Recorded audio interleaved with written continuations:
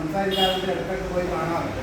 അപ്പോൾ മുക്കാൽ ഭാഗം കിടന്ന ശരീരമുള്ള ഒരു മനുഷ്യനാണ് ഈ ഗുരുനാഥൻ ജീവചരിത്രം എഴുതിയത്. അപ്പോൾ അദ്ദേഹത്തിൻ്റെ കഴിവ് ഇത് വളരെ മുമ്പേ അദ്ദേഹം എഴുതിയിരുന്നെങ്കിൽ ചിലപ്പോൾ കേരളം തന്നെ അറിയപ്പെടുന്ന ഒരു എഴുത്തുകാരനായി മാറിയത്. കാരണം ഗദ്യരൂപത്തിലും പദ്യരൂപത്തിലും കവിതാരൂപത്തിലും ചെങ്ങമ്പുഴയുടെ രംഗനെ പോലെ അത്രയും ഹൃദ്യമായ ഭാഷയിൽ ജനങ്ങൾക്ക് മനസ്സിലാകുന്ന രീതിയിൽ ഇങ്ങനെ ഒരു പുസ്തകം രചിക്കാൻ സാധിച്ചത് ഗുരുനാഥൻ്റെ കൃപാകടാക്ഷം കൊണ്ട് മാത്രമാണ്. അപ്പോൾ അന്ധവിശ്വാസങ്ങളും അനാചാരങ്ങളും നടമാടിയുന്ന ഒരു കാലഘട്ടത്തിൽ ജന്മം കൊണ്ട് ബ്രഹ്മശ്രീ രാമഗുരു സ്വാമി തൃപ്പാദങ്ങളുടെ 105ാം സമാധിക്ക് ശേഷം ഇങ്ങനൊരു പുസ്തകം പ്രകാശിപ്പിക്കാൻ സാധിച്ചതിൽ വളരെയധികം സന്തോഷമുണ്ട്. ആ പ്രകാശനം ചെയ്യുവാൻ അഹോരാത്രം പണിയെടുത്ത ഗുരുവിനെ ഞാൻ ആദ്യമായി സ്വാഗതം ചെയ്യാം.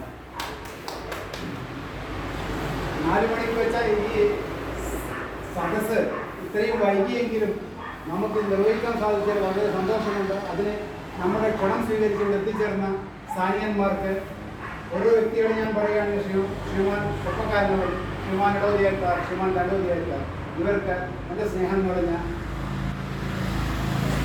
സ്വാഗതം.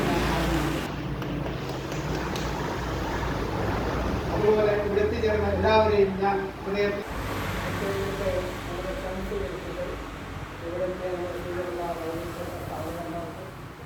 അതോടൊപ്പം നമ്മുടെ മുഖ്യ അതിഥി ആയി എത്തിയ ശ്രീമാൻ ജോഹരൻ, കാരണം അദ്ദേഹത്തിന് ഓരോ ദിവസം 5-6 മീറ്റിംഗ് ഉണ്ടാകുന്ന ഒരു വ്യക്തിയാണ്.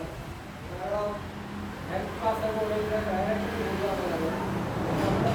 അത് സ്വീകരിച്ചിട്ട് നമ്മുടെ എല്ലാ തരത്തിലും മാറ്റി വെച്ചിട്ട് ഇവിടെ എത്തിച്ചേർന്നതിൽ വളരെ അധികം നന്ദിയുണ്ട്. അതോടൊപ്പം നമ്മുടെ ഇവിടെ ഇരിക്കുന്ന സ്ഥലത്തിലെ മറ്റെല്ലാവർക്കും ഞാൻ ഹൃദയത്തിൻ്റെ ഭാഷയിൽ നിങ്ങളെല്ലാവർക്കും നന്ദി രേഖപ്പെടുത്തുകയാണ്. നമ്മുടെ ഇന്നത്തെ മുഖ്യ അജണ്ട എന്ന് പറഞ്ഞാൽ ബ്രഹ്മശ്രീ രാമഗുരു സ്വാമിയുടെ പുസ്തക പ്രകാശനമാണ്. പക്ഷേ ഈ പുസ്തക പ്രകാശനം മാത്രം കൊണ്ട് കാര്യമായില്ല. ആ പുസ്തകത്തിൽ എന്താണ് ഇതിൻ്റെ ഉള്ളടക്കം, ബ്രഹ്മശ്രീ രാമഗുരുസ്വാമി ആരായിരുന്നു.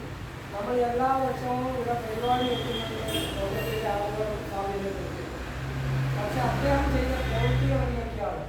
നമ്മുടെ ഈ ജീവിച്ച അന്ധവിശ്വാസ കാലത്ത് അയാൾ ജന്മമെടുത്തപ്പോൾ ഈ നാട്ടിലെ അന്ധവിശ്വാസങ്ങളെ പാടെ തകർത്തത് അദ്ദേഹമാണ്. അതുകൊണ്ട് നമ്മുടെ ഈ ബ്രഹ്മശ്രീ സ്വാമി ഒരു ക്ഷേത്ര സ്ഥാനികന്മാരെ, അതുപോലെ തന്നെ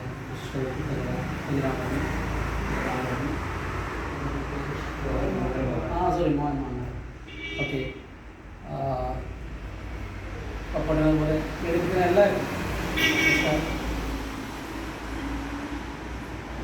ഈ മോനോട്ടത്തെ കുറിച്ച് പറയുകയാണെങ്കിൽ ഇങ്ങനെയൊരു പുസ്തക പ്രകാശനവുമായിട്ട് ബന്ധപ്പെട്ട് വിളിക്കുന്ന സമയത്ത് തന്നെ സത്യം പറഞ്ഞാൽ വളരെ ചാരിതാർത്ഥ്യം തോന്നി. കാരണം വൈകി വന്നൊരു ഇതാണ് അയാൾക്ക് കഴിവുകൾ. കാരണം കഴിവുകളുണ്ടായിരുന്നത് ഉപയോഗപ്പെടുത്താൻ അയാൾക്ക് പറ്റിയിട്ടില്ല ആയ സമയത്ത്. ഇപ്പം ശാരീരികമായിട്ട് കുറച്ച് അസ്വസ്ഥത ഉള്ള സമയത്താണ് അദ്ദേഹത്തിന് ഇങ്ങനെയുള്ള കഴിവുകൾ പുറത്തെടുക്കാൻ പറ്റിയത്. അതിന് ഗുരുനാഥൻ തമ്പുരാട്ടിയും അതുപോലെ തന്നെ എല്ലാ ദേവീദേവന്മാരുടെയും അനുഗ്രഹം. ഒരു സാമൂഹ്യ പരിഷ്കർത്താവും നവോത്ഥാന നായകനുമായ ബ്രഹ്മശ്രീ രാമഗുരു സ്വാമികളുടെ സ്മരണയ്ക്കായി അദ്ദേഹത്തിൻ്റെ ജീവിതശാസ്ത്രമാക്കി എൻ്റെ സുഹൃത്തും ജ്ഞാനിയും സാംസ്കാരിക പ്രവർത്തനമായ വേണുവേട്ടൻ എഴുതിയ രാമഗുരു സ്വാമി എന്ന പുസ്തകത്തിൻ്റെ പ്രകാശന കർമ്മമാണ് നടക്കുന്നത്.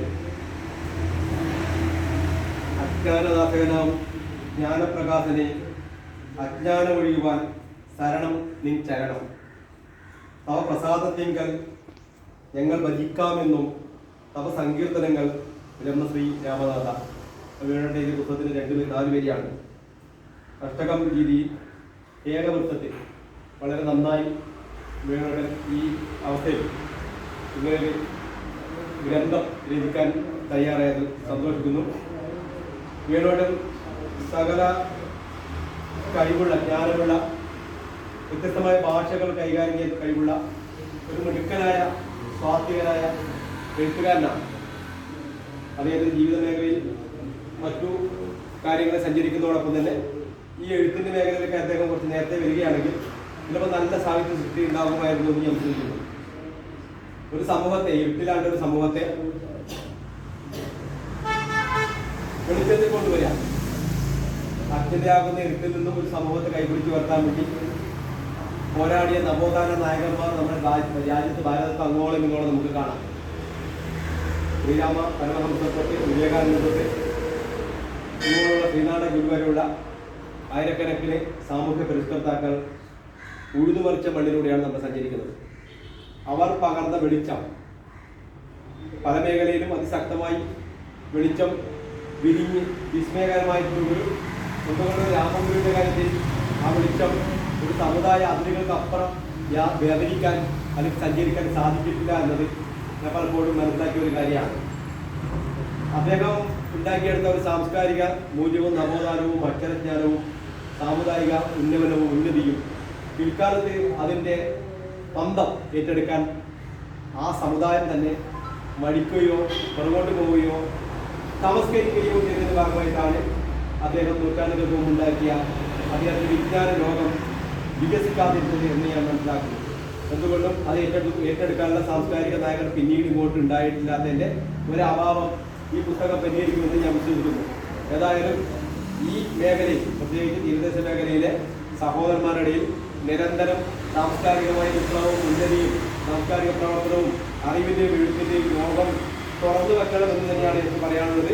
കേവലം ബ്രിട്ടീഷുകാരുടെ ഇംഗ്ലീഷ് വിദ്യാഭ്യാസം വരുന്നത് കൊണ്ട് മാത്രം ആരും പരിഷ്കൃതരോ